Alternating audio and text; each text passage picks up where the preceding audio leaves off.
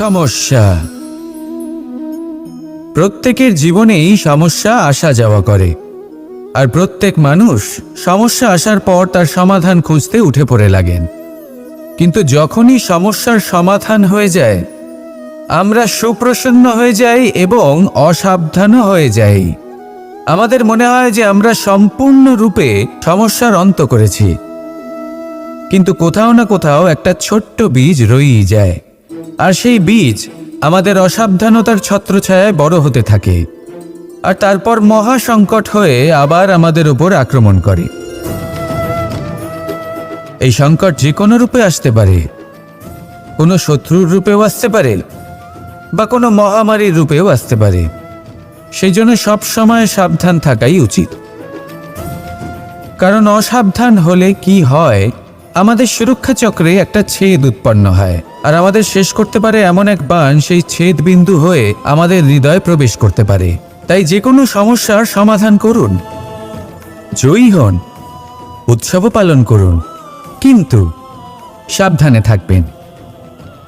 আসুন আর আমার সাথে ভালোবেসে বলুন, রাধা রাধা। কর্ম, ধর্ম আর কর্তব্য, এই তিনটি একে অপরের সাথে জড়িত, আর অনেক সময় এই তিনটি পালন করতে করতে আমাদের সেই ব্যক্তির সামনে গিয়ে দাঁড়াতে হয়, তার বিরুদ্ধেই যেতে হয়, যাকে আমরা সব থেকে বেশি ভালোবাসি। কিন্তু সেইখানে এই যুদ্ধ কোনো ব্যক্তিগত যুদ্ধ থাকে না, এ হলো কর্ম, ধর্ম আর কর্তব্যের যুদ্ধ। এটা সরল নয়, অত্যন্ত কঠিন হয় তার সম্মুখীন হওয়া যাকে আমরা সব থেকে বেশি সম্মান করি। কিন্তু আমাদের তো আমাদের ধর্মের পথে চলতেই হবে, কারণ আমরা কর্মবদ্ধ, কর্তব্যবদ্ধ, আর এটাই করা উচিত। শুধু এটুকু মনে রাখবেন, যদি আপনার উদ্দেশ্য শুভ হয়, আপনার ভাবনা শুভ হয়, আপনি যদি কর্ম, ধর্ম আর কর্তব্যের পথে অগ্রসর হন, তাহলে এই প্রক্রিয়াতে যদি আপনাকে আপনার আরাধ্যেরও সামনে দাঁড়াতে হয়, তাহলেও আপনার কোনো ক্ষতি হবে না। তাহলে আসুন আর আমার সাথে ভালোবেসে বলুন, রাধা রাধা। মানুষের কোন বিষয়ে অহংকার থাকে? সময়, ক্ষমতা, শরীর আর সম্পত্তি। আর এই চারটেই সর্বদা সঙ্গে থাকে না। কি বিচিত্র ব্যাপার! আপনি নিজেই দেখুন, সময় আজ ভালো হলেও কাল অবশ্যই খারাপ হতে পারে। ক্ষমতা আজ আপনার থাকলেও কাল তা নাও থাকতে পারে। এই শরীরটা তো নশ্বরই বটে। যত আপনি বার্ধক্যের দিকে অগ্রসর হবেন, দুর্বল হতে থাকবেন, সৌন্দর্য ক্ষীণ হতে থাকবে। আর সম্পত্তি আজ আপনার, কাল অন্য কারোর হয়ে যাবে।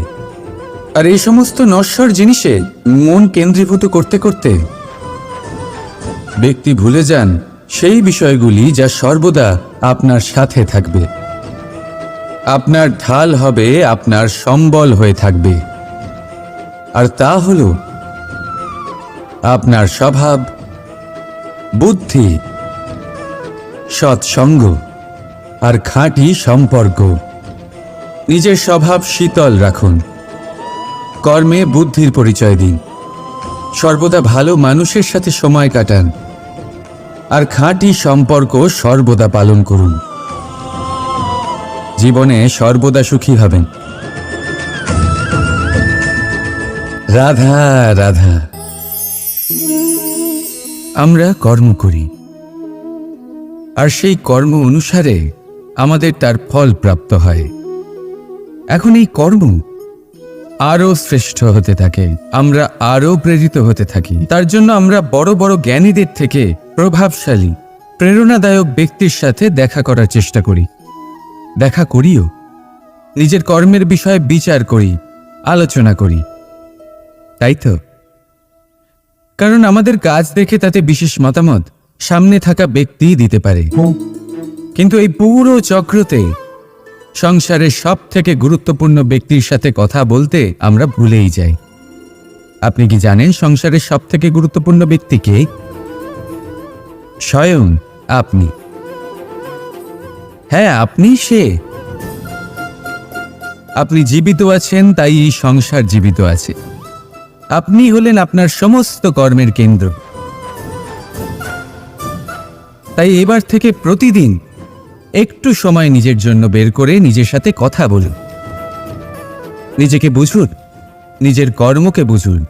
কিছু প্রশ্ন আসবে, কিছুর উত্তর পাবেন। আরও কিছু প্রশ্ন আসবে যার উত্তর আপনি অবশ্যই পাবেন, কিন্তু এটা করবেন অবশ্যই, নয়তো আপনি এই সংসারের সব থেকে গুরুত্বপূর্ণ ব্যক্তির সাথে দেখা করার সুযোগই হারিয়ে ফেলবেন। এবার বলুন, আপনি কি এরকম চাইবেন? রাধা রাধা, প্রেম, ঘৃণা, এই দুই হলো একই শব্দ। কিভাবে? দেখুন না, দুটোতেই আড়াই অক্ষর রয়েছে। দুটোই হলো সেই অনুভূতি যা আমাদের মনের সাথে জড়িত, আর এই দুই অনুভূতির সাথেই জড়িত মানুষ আমাদের জন্য গুরুত্বপূর্ণ। পার্থক্য শুধু এটাই যে প্রেম পায় সম্মান আর ঘৃণাকে করা হয় অবজ্ঞা। এরকম কেন?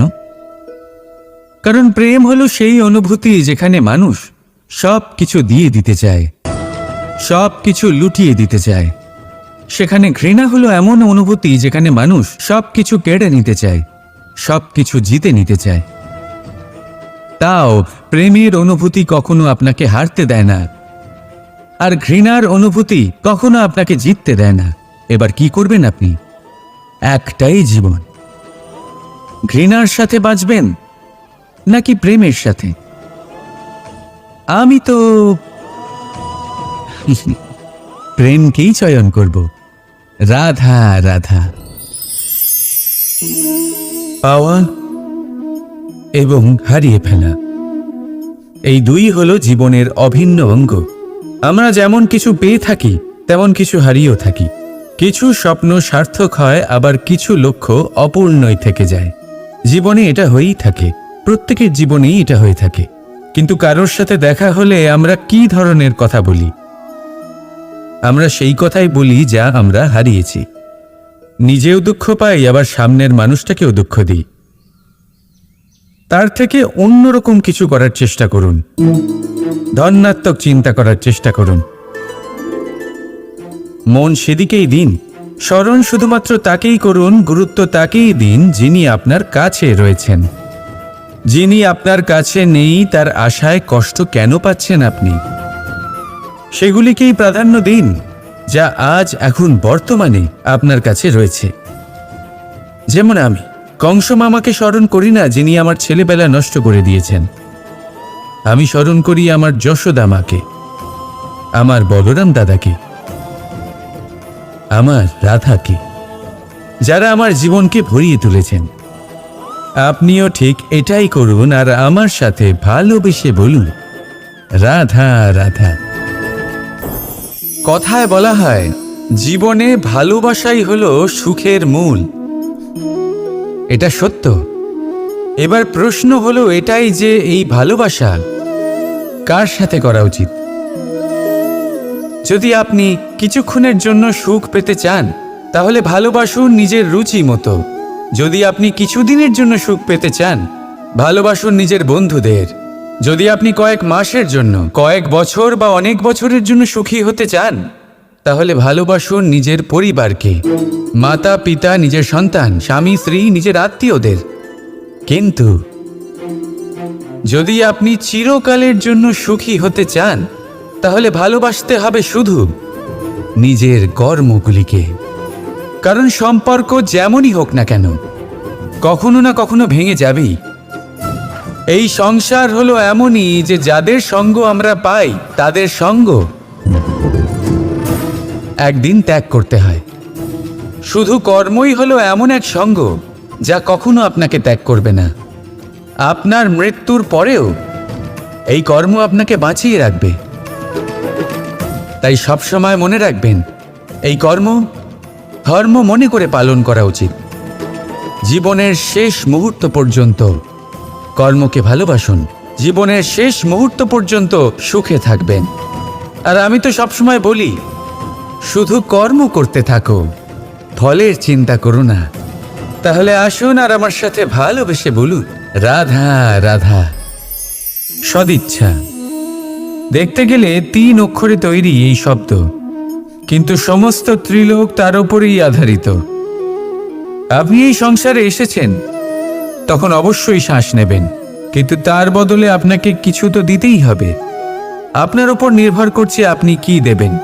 কি দেবেন এই সংসারকে, এই সমাজকে, নিজের পরিবারকে, আর তার বদলে কি নেবেন?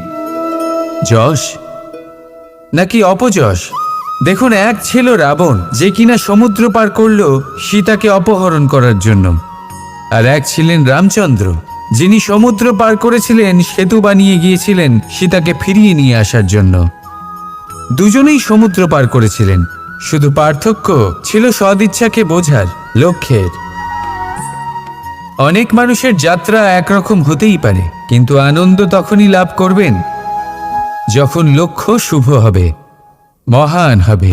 এই লক্ষ্য দিয়ে এই সংসারের কল্যাণ হবে এবং মানুষের সম্মান হবে। যদি আপনার সংকল্প উচিত হয়, তাহলে আপনার লক্ষ্য উচিতই হবে, নয়তো শুধুমাত্র বিনাশ হবে। আর উচিত এটাই হবে যে বিনাশের হাত থেকে যেন নিজেকে বাঁচানো যায়, কি বলেন?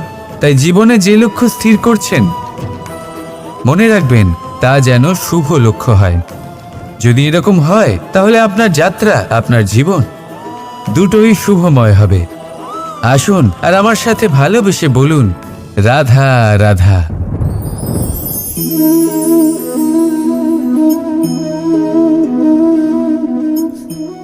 মুক্ত। এই মুক্তই সবাইকে মোহিত করে দেয়, নিজের দিকে আকর্ষিত করে। অত্যন্ত সুন্দর, গোল, শুভ্র। মুক্ত দ্বারা নির্মিত আভূষণ, তা হয়তো সে মুকুটই হোক বা কোনো স্ত্রীর অলংকার, তাকে আরো সুন্দর করে তোলে, তাকে আরো সুন্দর দেখতে লাগে। এবার এই মুক্তকে এত সুন্দর দেখার জন্য কত কষ্ট সহ্য করতে হয়, তা কি কখনো আপনি ভেবেছেন? এই মুক্ত ঝিনুক থেকে বের করা হয়। ঝিনুক, যা কিনা সমুদ্রের তলদেশে থাকে। ওকে কত কষ্ট সহ্য করতে হয়, জলের চাপ সহ্য করতে হয়, সমুদ্রের স্রোত সহ্য করতে হয়। এই ঝিনুককে এত কষ্ট সহ্য করতে হয়, এই মুক্তকে এত কষ্ট সহ্য করতে হয়, তারপরে এর রূপ এত সুন্দর হয়। যদি আপনিও আপনার পরিশ্রমের সৌন্দর্য, নিজের পরাক্রমের সৌন্দর্য এই সংসারে প্রকাশিত করতে চান, তাহলে আপনাকেও কষ্ট সহ্য করতেই হবে। তাই জীবনে যখনই সংকট আসবে, বিপদ আসবে, সমস্যা আসবে, তখন একে সুযোগ হিসেবে গ্রহণ করুন। কারণ এই বিপদের সাথেই লড়াই করে আপনি মুক্তর মতোই পরিশুদ্ধ হয়ে উঠবেন। তাহলে আসুন আর আমার সাথে ভালোবেসে বলুন, রাধা রাধা। যখনই আমরা কথা বলি জলরাশির বিষয়ে, যখন আমরা তুলনা করি, তখন আমাদের খুব ভালো লাগে মিষ্টি সরোবর, পুকুর, নদী।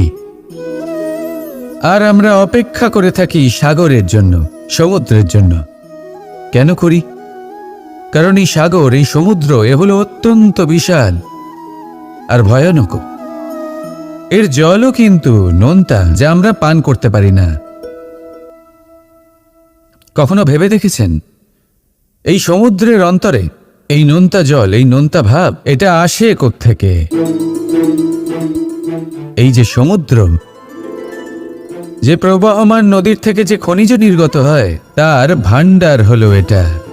সেই খনিজকে নিজের অন্তরে গ্রহণ করে, সেই নোনতা ভাব নিজের মধ্যে সমাহিত করে, আর তারপর সেই নোনতা জল বাষ্পে পরিণত হয়ে ওপরে উঠে যায়, যা মেঘ হয়ে আপনার ওপর মিষ্টি বৃষ্টি হয়ে ঝরে পড়ে।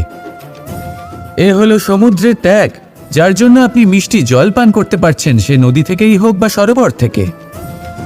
সেই জন্যই হয়তো সাগর হলো এত মহান, হয়তো সেই জন্যই রত্ন সাগরে পাওয়া যায়।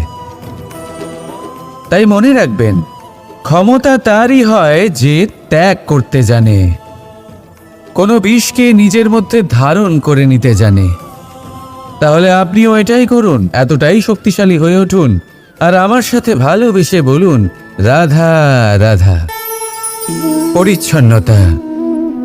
বর্তমানের এই প্রজন্ম আগের প্রজন্মের এই যে অতি শুদ্ধতার অভ্যেস ছিল, তা নিয়ে ঠাট্টা করে। তাকে মূর্খতা মনে করে। বুঝতেই পারে না কেন। আমাদের মা, ঠাকুমা, দিদিমা এদের দেখেছি সকালে উঠে সবার আগে স্নান করেন। কেন? বুঝতেই পারে না। কেন কথায় কথায় বারান্দা উঠোন পরিষ্কার করা হয়? বুঝতেই পারে না। অনেক মানুষজন এটাকে ধার্মিক এবং অন্ধবিশ্বাস বলে, কিন্তু যদি আমি আপনাকে সত্যি কথা বলি, প্রত্যেক ধর্ম বিজ্ঞানসম্মত। প্রত্যেক কাজের পেছনে বৈজ্ঞানিক সত্যতা লুকিয়ে রয়েছে, কিন্তু প্রত্যেক মানুষ সেই নিয়ে কতটা ভাবেন, কতটা বোঝেন আর কি পদক্ষেপ নেন তা হলো আলাদা এবং অত্যন্ত গুরুত্বপূর্ণ, কিন্তু তা হলো বিজ্ঞানসম্মত। আজও যখন আমি আগে বাড়ি যাই, মা সবার আগে আমার হাত পা ধুয়ে দেন, তারপর সবকিছু। তাই আপনি পরিচ্ছন্ন থাকুন, তাহলে আপনি সুস্থ থাকবেন। তখনই আপনার মনে ভক্তিভাব আসবে, তখনই এই সমগ্র সংসারকে সামলানোর শক্তি অর্জন করতে পারবেন। তাহলে পরিচ্ছন্ন থাকুন, সব ভালো থাকবে। রাধা রাধা। এটা দেখতে পাচ্ছেন? আপনি নিশ্চয়ই জানেন এটা কি। এটা বড়ই বিচিত্র এক বস্তু। এটা হলো কয়লা। আমি একে বিচিত্র এই কারণে বলছি, ভেবে দেখুন, যদি এটা গরম হয় আর আপনি এটাকে ধরে ফেলেন, এটা আপনার হাত পুড়িয়ে ফেলবে। আর যদি এটা ঠান্ডা হয় আর আপনি এটা ধরেন, তাহলে এটা আপনার হাতে কালি লাগিয়ে দেবে। অর্থাৎ যে কোনো পরিস্থিতিতেই, যে কোনো রূপেই থাকুক না কেন, গরম হোক অথবা ঠান্ডা, এটা কোনো না কোনোভাবে আপনার ক্ষতি অবশ্যই করবে। এরকমই হয় খারাপ মানুষজন, বদসঙ্গ, ঠিক কয়লার মতো। আপনি যদি কিছু নাও করেন, যাই হয়ে যাক, এরা যদি আপনার কাছে থাকে, তাহলে কোনো না কোনোভাবে জীবনে আপনার কোনো না কোনো ক্ষতি অবশ্যই হবে। তাই নিজের জীবনে সবসময় সঙ্গতের নির্ণয় অত্যন্ত ভেবেচিন্তে করবেন। রাধা রাধা। ইচ্ছে, সিদ্ধান্ত আর নিশ্চয়তা, এই শব্দগুলো আমরা আমাদের জীবনে অনেকবার শুনেছি, তাই না? জীবনে অনেক সময় অনেক কিছু পেতে খুবই ইচ্ছে করে, কিন্তু শুধু ইচ্ছে হলেই কি সবকিছু পাল্টায়? সবকিছু পাওয়া যায়? অনুর্বর জমিতে বাস করা ব্যক্তির মনে ইচ্ছে হয় যেন সে শীতল জল পায়, কিন্তু সে পায় না। যে এক কুয়ো খোঁড়ার সিদ্ধান্ত নিয়েছে, সে মাটি খোঁড়ার জন্য কোদাল অবশ্যই পেয়ে যায়। আর যে নিশ্চিত করে নিয়েছে, সে দেরি করে হলেও সেই শীতল জল অবশ্যই পেয়ে যায়। তাই জীবনে কেবল ইচ্ছে করবেন না, সিদ্ধান্ত নিন আর তারপর নিশ্চিত করুন, সব পেয়ে যাবেন। আর ভালোবেসে বলুন, রাধা রাধা। স্বপ্ন আর লক্ষ্য একই মনে হয়। এই দুইয়েরই কথা মানুষ কল্পনা করেন, এই দুই মানুষ অর্জন করতে চান। আর এই দুই পূর্ণ হলে মানুষ নিজেকে অত্যন্ত ভাগ্যবান বলে মনে করেন। কিন্তু এই দুইয়ের মধ্যে পার্থক্য আছে। পার্থক্য এই যে স্বপ্নের জন্য বিনা পরিশ্রমের ঘুম দরকার হয়, আর লক্ষ্যের জন্য বিনা ঘুমের পরিশ্রম। যে ব্যক্তি ঘুমের মধ্যে স্বপ্ন দেখতে থাকেন, জেগে ওঠার পর তার হাত খালি থেকে যায়। আর যে ব্যক্তি পরিশ্রম করেন, শয়নকালেও তার হাত তার লক্ষ্যেই থাকে।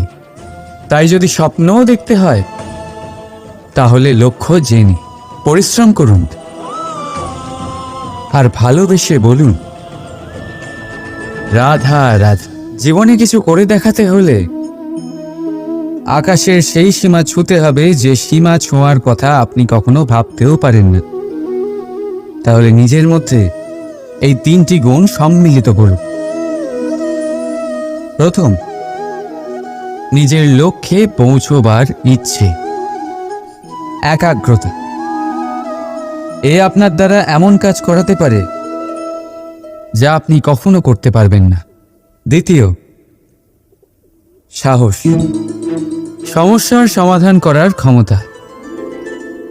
এটা আপনার দ্বারা তাই করাতে পারে যা আপনি সত্যিই করতে চান। আর তৃতীয় হলো অভিজ্ঞতা। অভিজ্ঞতা আপনাকে বলে দেবে আপনার কি করা উচিত আর কি নয়। তাহলে যিনি ইচ্ছে, সাহস আর অভিজ্ঞতা এই 3 গুণকে সম্মিলিত করতে পেরেছেন, তাদের জন্য সংসারে এমন কোনো কাজ নেই যা তারা করতে পারেন। তারা সর্বদা প্রসন্ন হয়ে বলেন, রাধা রাধা। মানুষের একটা বিশেষ প্রবৃত্তি হলো তারা কখনো নিজেকে নিয়ে সন্তুষ্ট হন না, কখনো নিজেকে নিয়ে প্রসন্ন হন না। যা আছে তার থেকে বেশি পেতে চান, যা পেয়ে গেলেন তার থেকে আরো বেশি পেতে চান। নিজেদের জীবনে বদল, পরিবর্তন আনতে চান। আর এই প্রবৃত্তি এই সংসারের সবচেয়ে মহান, কারণ এই প্রবৃত্তির জন্যই সংসারের বিকাশ হয়। কিন্তু এই বদলের জন্য মানুষ তার খোঁজে থাকেন যা তার জীবনে বদল আনতে পারবে, তাকে পথ দেখাতে পারবে, তার জীবনে পরিবর্তন আনতে পারবে। আর তাই মানুষ সংসার জুড়ে তাকেই খোঁজেন যিনি তার পাশেই আছেন।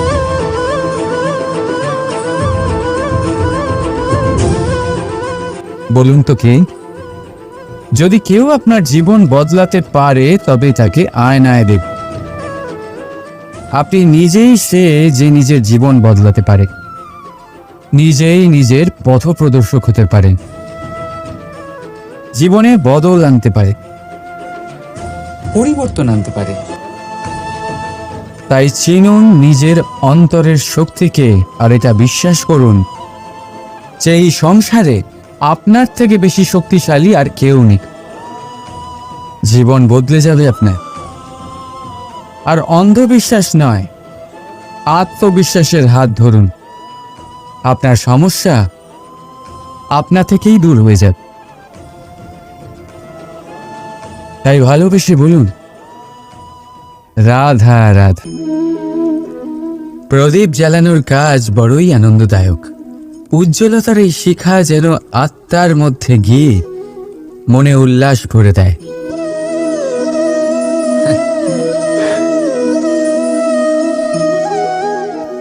আমি কি করলাম? আমি একে নিভিয়ে দিলাম, অথচ এই দিয়েই আমি অন্য প্রদীপগুলি জ্বালিয়েছিলাম। কারণ যতক্ষণ এই শিখা অন্য প্রদীপগুলিকে জ্বালাচ্ছিল ততক্ষণ এই নিজেও জ্বলছিল। কিন্তু যেই ও এই কাজ করা ছেড়ে দিল তখন একেও নিভতে হল। বুঝলেন? সেরকমই জীবন হলো উজ্জ্বলতা দেওয়ার আরেক নাম। যদি জীবনে শুভ কাজ করেন, অপরের উপকার করে, অন্যদের সহায়তা করে, তাহলেই জীবিত থাকবেন। আর যেদিন এই কাজ করা আপনি বন্ধ করে দেবেন, শ্বাস প্রশ্বাস নেওয়া সত্ত্বেও মৃত হয়ে যাবেন। তাই যতক্ষণ শ্বাস চলছে আশারূপী উজ্জ্বলতা ছড়াতে থাকুন। বিশ্বাস করুন, মৃত্যুর পরেও আপনি অমর থাকবেন। তাই ভালোবেসে বলুন, রাধা রাধা। যবে থেকে জীব প্রাণের অস্তিত্ব পেয়েছে তবে থেকেই আরো একটি শব্দ জন্ম লাভ করেছে, সংঘর্ষ। জন্মলগ্ন থেকেই মানুষকে বাঁচার জন্য সংঘর্ষ করে যেতে হয়। কখনো নিজের লক্ষ্যে পৌঁছবার জন্য সংঘর্ষ করতে হয়, আর কখনো যা পেয়েছেন তাকে রক্ষার জন্য সংঘর্ষ করতে হয়। কিন্তু প্রত্যেকে একই অভিযোগ করে যে সংঘর্ষ করার সময় ভীষণ কষ্ট হয়। আপনি যোদ্ধা হলে প্রহার আপনাকে সহ্য করতেই হবে। সাঁতার শিখতে হলে জলে আপনাকে প্রবেশ করতেই হবে। পায়ের তলায় তাদেরই কড়া পড়ে যারা রোজ হাঁটেন, আর যারা হাঁটেন তারা নিজেদের লক্ষ্যে অবশ্যই পৌঁছন। তাই মনে রাখবেন, জীবন ততক্ষণই আছে যতক্ষণ কর্ম করবেন। তাই সংঘর্ষ করতে থাকুন, কষ্ট ভুলে যান, আর আমার সাথে ভালোবেসে বলুন, রাধা রাধা। মানুষ সর্বদা ফলাফলের কথা ভাবে, যে আমি যা করতে চলেছি তার ফল কি হবে, তার পরিণাম কি হবে। কিন্তু এর চিন্তা কেন? কারণ কর্ম যদি শুভ হয় তাহলে তার পরিণাম খারাপ হতেই পারে না। শুভ চিন্তা নিয়ে যারা কর্ম করেন তাদের ফলের চিন্তা কিসের? যারা ফুল বিক্রি করেন তাদের মাঝে সাঝে কাঁটা নিশ্চয়ই ফোটে, কিন্তু সুগন্ধ তাদের হাতে থেকেই যায়। হীরের সন্ধানে কয়লার খনিতে নামা ব্যক্তি কালিমা লিপ্ত হয়ে গেলেও তার হাতে হীরে অবশ্যই থাকে। তাই শুভ চিন্তা নিয়ে কর্ম করে যান, পরিণাম শুভই হবে। আর ভালোবেসে বলুন, রাধা রাধা। মন, মানুষ, মান, এই তিনেরই প্রারম্ভ ম দিয়ে হয়, তাই না? কিন্তু আজ আমরা কথা বলবো মানের বিষয়। মানই সেই ভাব যা আমাদের মনকে সন্তুষ্ট করে। এই কলসিতে ভরা জলের মতন, যে জল এই পাত্রতে থাকার দরুন এর অস্তিত্ব বজায় থাকে। এবার মান থেকে আসে আত্মসম্মান আর অভিমান, আর এই দুইয়ের মধ্যে তফাৎ অনেক। যে জল এই পাত্রের মধ্যে সংরক্ষিত তা হলো আত্মসম্মান, যা আমাদের মনের সম্বল, অবলম্বন, যা এই পাত্রের মধ্যে শীতল থাকে আর যিনি পান করেন তাকেও শীতল রাখে। আর যে জল এই পাত্রের বাইরে উতলে পড়ে তা হলো অভিমান, যা বাইরের উত্তাপে বাষ্প হয়ে উবে যায়। সর্বদা মনে রাখবে, আত্মসম্মান আপনাকে দৃঢ় করে, আপনাকে শক্তি প্রদান করে, আর অভিমান আপনাকে দুর্বল করে দেয়। তাহলে কি হতে চান আপনি? আত্মসম্মানী নাকি অভিমানী? সিদ্ধান্ত আপনার। রাধা রাধা। জয় শ্রীকৃষ্ণ। রাধে রাধে।